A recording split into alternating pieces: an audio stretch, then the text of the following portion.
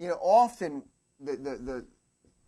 you could be more specific than this, but the one that helps me when I think of movement from the Old to the New Testament is, sometimes I'm looking for kind of a direct prophecy, direct fulfillment.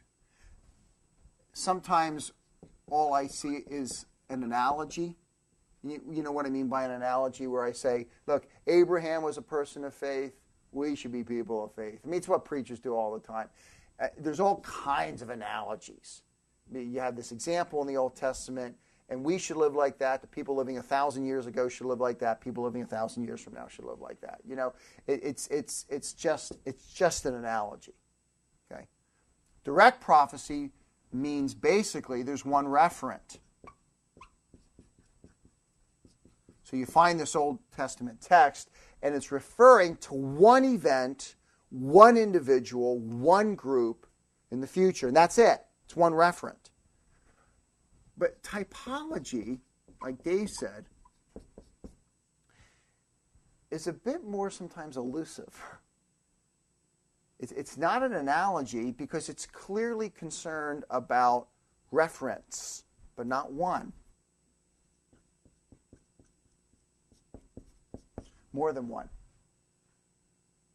And often with typology, you'll hear people talk about things like near and far fulfillment, those kinds of things, because what they're recognizing is you'll read some and we're going to see this. We're going to see this. You're going to read some messianic, what we call messianic psalms, and you're going to say to yourself, like, is this a Davidic king or Jesus?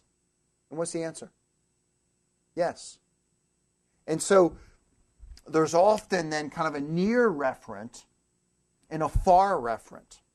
There's a initial and ultimate in the person of Jesus Christ.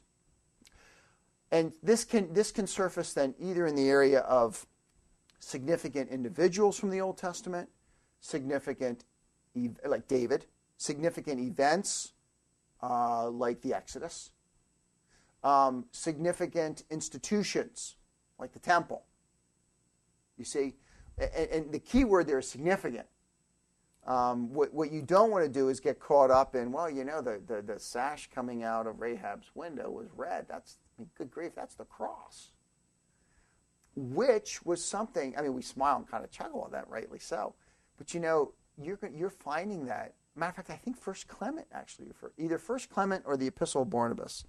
Which one is it? Refers to that particular thing. I think it's First Clement, but I don't want to attack First Clement. I should check on that. But within 50 years, 60 years, the closing of the canon, you've got that interpretation pretty early. So, and I would say that sometimes in their typology has gone out of control. But in all fairness, they're looking for Jesus, and I'm all for that one. But we've got to be careful, and I think we need to tie it to significant events, to significant individuals, and significant institutions. I think that would really help us.